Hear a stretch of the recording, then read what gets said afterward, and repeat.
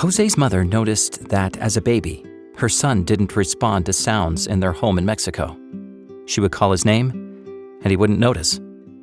When Jose was about 2 years old, his mother sought help.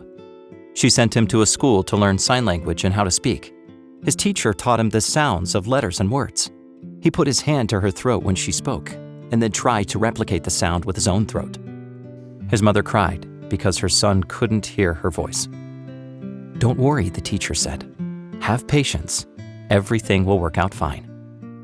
Each day, Jose went to the sign language school for 2 hours before going to an Adventist school for another 2 hours.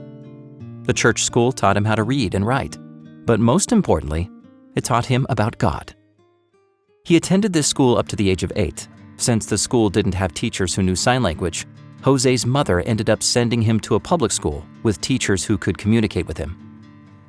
The first time that Jose met other Adventists with hearing impairments was at a church-organized conference at Linda Vista Adventist University.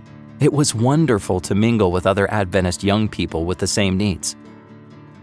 Not long after, the Inter-American Division organized its first special needs conference and held the event at Montemorelos University in Monterrey, Mexico.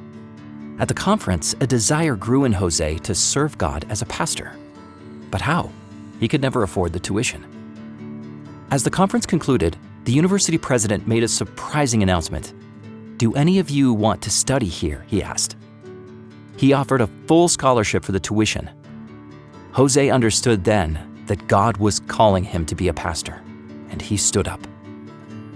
Jose is the first deaf theology student at Montemorelos University.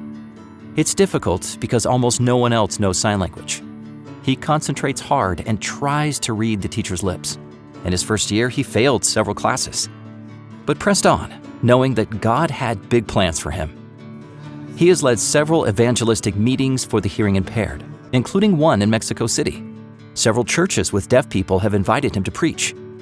Jose has a desire in his heart to serve as a pastor. He dreams about going to the mission field one day, ministering to the hearing impaired. Please pray for the students like Jose who are willing to do big things for the Lord.